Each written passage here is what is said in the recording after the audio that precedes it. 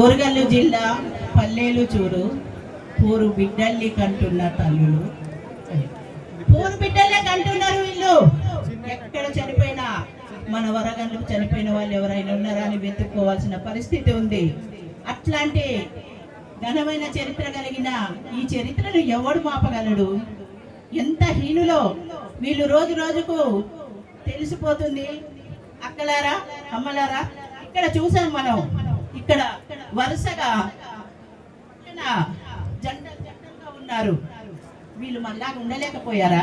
మనలాగా బతకలేకపోయారా? దేనికోసం వెళ్ళారు? ఏం చేస్తున్నారు? మన ముందు ఏముంచి వెళ్ళారు? దాన్ని ఆలోచిద్దాం. అశోక్ అన్నతో మేము వెళ్ళినప్పుడు చూసొచ్చి చెప్పాడు, తను అన్నకి ఇక్కడ గాయమైంది కానీ సన్నగా. అరుణ చెల్లెలు పోయి చెప్పింది, అక్క ఎముకలకు శరీరం అతుక్కుపోయింది.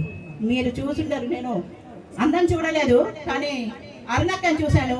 ఇంత చిన్న ముఖం, వాళ్ళ ఇంట్లో వాళ్ళ చెల్లెలి కూతురు 8 ఏళ్ల పాప ముఖం ఎంతుందో ఆమె ముఖం అంత అయ్యింది. అంటే ఏం జరిగి ఉంటుంది? మనం గత కొన్నేళ్ళుగా చూస్తున్నాం. కర్రెగుట్టలని ఇవని అవని వేలాది మంది సైన్యాలను దించుతున్నారు. 20,000 సైన్యంతో 6 మంది 7 మంది 6-7 గంటలు కొట్లాడి చనిపోతున్నారని చెప్తున్నారే. ఎవరు వీళ్ళు? ఈ పోలీసులంతా ప్రభుత్వ ధనంతో,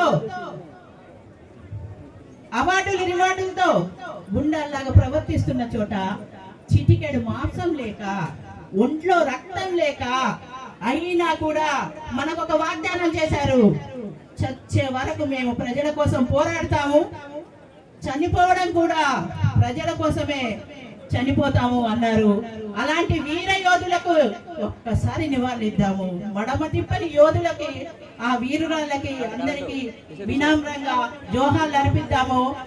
ఈ రోజు వాళ్ళంతా చనిపోవచ్చు కానీ మళ్ళీ విత్తనం మొలకెత్తుతుంది.